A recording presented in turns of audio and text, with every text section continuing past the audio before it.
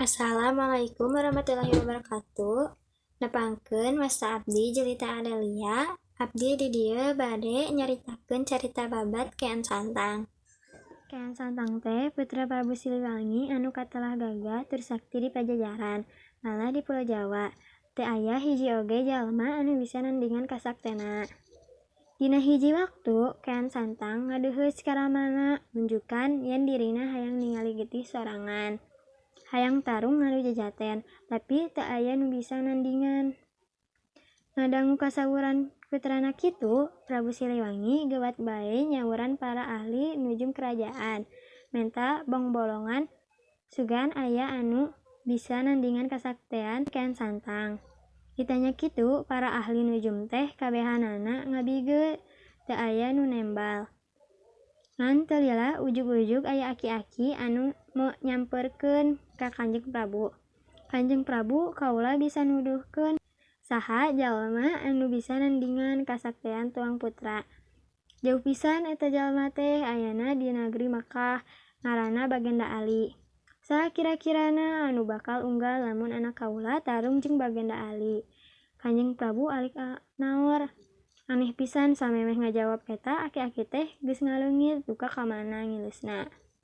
Ti harita Kean Santang teu geunah cicing. Hayang geura guk patepung jeung jalma nu ngaran Bagenda Ali. Hayang geura tarung ngadu jajaten. Hiji waktu Kean Santang pamitan ka Ramana Prabu Siliwangi, seja miang ka nagri Mekkah. Rek nepukan Bagenda Ali. Sanggeus diwidian ku Ramana, gejelik bae anjeunna angkat ti Pajajaran, lempang ngulon muru ka lebah, panon poe surup. Bubuhan jalma sakti lempangna teu napak kancang, nyaeta lempang dina kulit cai, nyaet ganceng ka ditu kakulonkeun. Barang nepi ka negeri Mekkah, Kean Santang patupung jeung aki-aki anu keur ngiuhan haneupeun tangkal korma. Pok Kean Santang nanya, "Ki, cing tuduhkeun di mana ayana Bagenda Ali teh?" Eta aki-aki teh ukur melong, neges-neges kanu anyar datang. "Saha ujang teh?" Pokna kalah malik nanya. "Kaula teh Kean Santang ti Pulau Jawa, kaula hayang tepung jeung Bagenda Ali," cenah anjeunna teh jalma sakti. "Kaula hayang ngadu jajaten." Kitu, yu atuh tuturkeun Aki," cek eta aki-aki ngajak indit di dinya. Kean Santang nuturkeun, "Tapi kakara oge sabaraha langkah aki-aki teh pok nyarita." Itek aki tinggaleun, cing pang nyokotkeun ujang." Kean Santang geuwat balik deui, maksud rek mang nyokotkeun itek.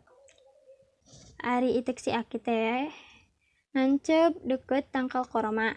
Barang eta itek dicabut, karasa beut paguh. Kean Santang nyabut deui, beki bedas. Angger bae teu kacabut. Kean Santang mapatkeun ajian, nyabut deui eta itek sataker tanaga. Aneh pisan, lain itek anu kacabut teh, tapi kalah sukuna ambles ka taneuh. Kitu jeung kitu bae, unggal manehna nyabut sukuna kalah beuki meubeus. Kean Santang geus ngoprot kesang, itek angger teu kacabut. Manehna mimiti boga curiga yen aki-aki nu boga eta itek teh tangtu lain jalma samanea.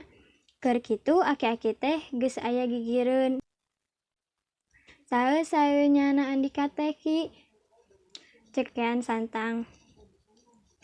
Si aki ukur seuri ditanya kitu teh, "Nya kaula anu ditayang ku Andika teh, kaula Bagenda Ali." Ngadengi kitu rumpuyuk bae Kean Santang, "Nyuuh kana sampean Bagenda Ali." Manehna taluk sadar yen Kean kasaktian dirina ukur satungtung buuk upama dibandingkeun jeung elmu kawedukan Bagenda Ali. "Kaula taluk samerah diri hoyong gaguru ka Kanjeng Bagenda," cek Kean Santang. Tapi Andika kudu ngucapkeun sahadat heula asup agama Islam," walon Bagenda Ali. Ti harita Kean Santang asup agama Islam sarta terus guguru ngulik babagan agama Islam di nagri Mekkah. Sanggeus ngarasa cukup ngalap elmu, Kean Santang pamitan hayang mulang deui ka nagrina Pajajaran. Ku Bagenda Ali diwidian kalayan dibere pancen yen Kean Santang kudu nyebarkeun agamna Islam di Pulau Jawa. Aya 2 rupa barang anu dibekelkeun ku Bagenda Ali nyaeta tasbih jeung kitab Al-Qur'an. Kian Santang mulang deui ka Pajajaran nyebarkeun agama Islam. Teu saeutik rahayat Pajajaran anu tuluy ngagem agama Islam. Ari Ramana Prabu Siliwangi teu karsaeun ngagem agama Islam dibarengan ku sawatara prajuritna. Prabu Siliwangi ninggalkeun karaton ngungsi ka hiji tempat di Pakidulan Garut. Cek sakaol di dinya anjeunna ngahiang ngaleungit tanpa wujud. Ari para prajuritna minda rupa dijadi maung. Sakitu wae ti abdi, hapunten bilih aya kalepatan. Wassalamualaikum warahmatullahi wabarakatuh.